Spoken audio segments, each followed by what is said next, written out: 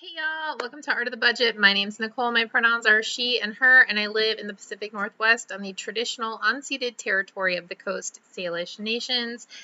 And today we're doing a budget plan for July 2021. If you're new here, I use the Every Dollar Budget. It is a Dave Ramsey product. I'm not a fan, but I do use the free version, and it works really well for how I do my budget. So I'm going to continue to do that for now.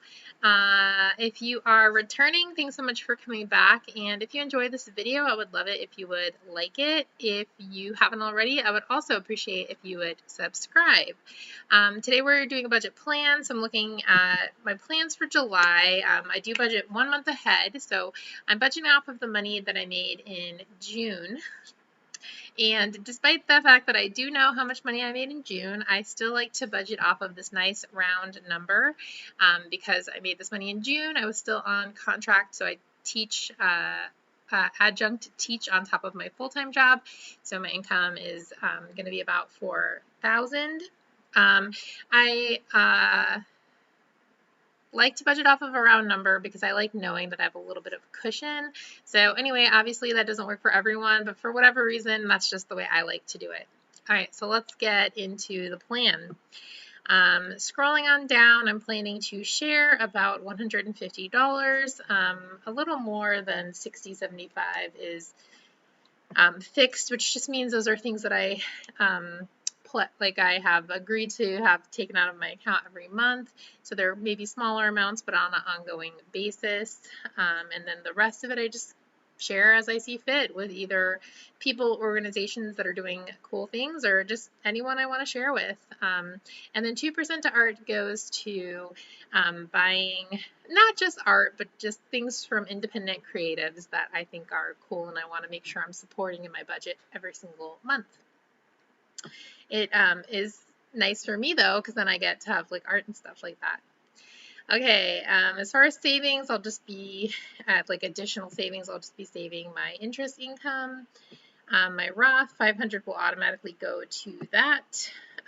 Household costs, pretty typical, 1100 for rent, 40 for electricity, 60 for my phone, and 80 for internet. Groceries, I'm planning on 200, and restaurants, I'm planning on 100. I will be traveling for a week of this month, and so things that I do while I'm traveling will mostly come out of my travel budget, but I will be in town for 3 weeks of the month, and so I want to make sure I'm planning for that. I figure I won't bring down restaurants because since I'm traveling, I might find that I am a little shorter on time, and so do utilize more convenience foods. And plus, it's nice summer. Hopefully, we'll be doing some fun stuff with friends. Household, this is a little higher than usual, but I'm keeping it at 100. I don't know if we'll need to mow the lawn again twice this month, but just in case. And then also, I think I mentioned in my last video, I'm doing some little small, not expensive upgrades around the household. So I'm going to keep that at 100 for now. Kitties, we're putting that up to their usual 125. That's for food and litter, and that's pretty much it. And then everything else that's like medical wise comes out of their sinking fund.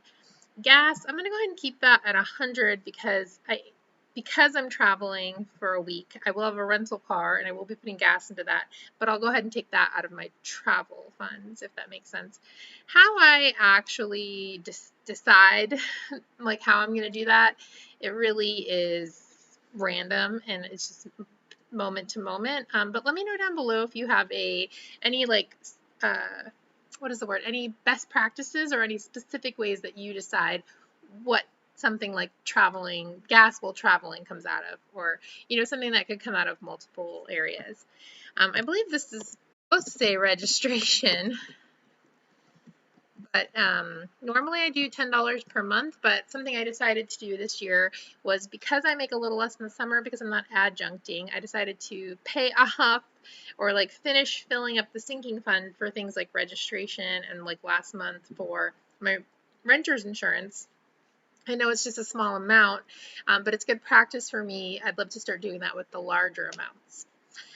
Okay, so entertainment, I'm going to keep that at 100. Auto insurance, so I just want to say that actually, like with my auto insurance, it's not cheaper to pay it all at once. But I would love to be able to do that at some point. But for whatever reason, it's just been easier for me to keep it on a monthly basis. But this month, I normally pay around, I think like $65. I think I used to pay around 80, and then during the pandemic that came down. And this month I'm going to put it up to 110. I'm not exactly sure how much it's going to cost, but since I'm renting a car, I wanted to bring up the insurance so that it would cover if there was any problem with the rental. Now, with my insurance, I'm able to do that on even like a weekly basis. So when I return from my trip, I can actually call and have them change it back. And so they'll prorate it, I guess. I've never done it before. And the reason I did that is because it's like $22 per month versus I don't know, $20 per day through the rental company. I do have a Chase Sapphire Preferred card, which I believe when I got it offered primary rental car insurance. But when I went to double check that that was still a feature of the card, I saw that that was not a feature in one's country of origin. And since I will be traveling in my country of origin, the USA, the US, I guess it doesn't apply. And so I decided to go this route. I don't suspect anything will happen.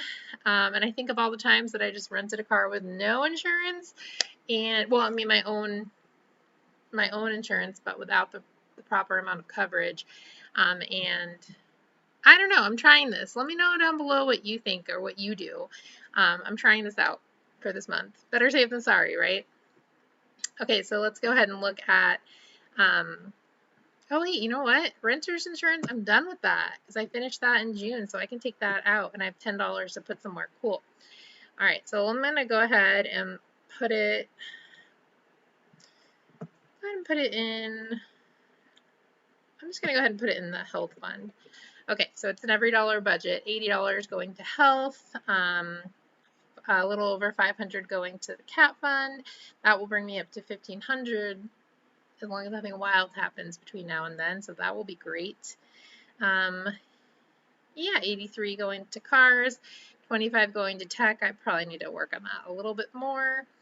$50 going to gifts. This is very robust, and I think that I may be spending a little bit of this during this traveling time because I feel like I have birthdays with my family members and siblings that I need to make up for.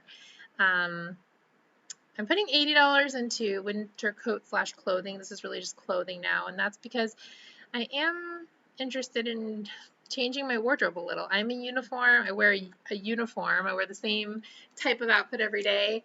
But the weather has been hotter up here in the Pacific Northwest, and I literally have been wearing the exact same uniform without really getting many more. Yeah, I mean, I've been wearing it for about a decade, so I'm feeling the need for some novelty right now, and I'm gonna budget for it. Doing $125 to travel, $140 to down payment, $18 to serotonin boost, and $10 to education.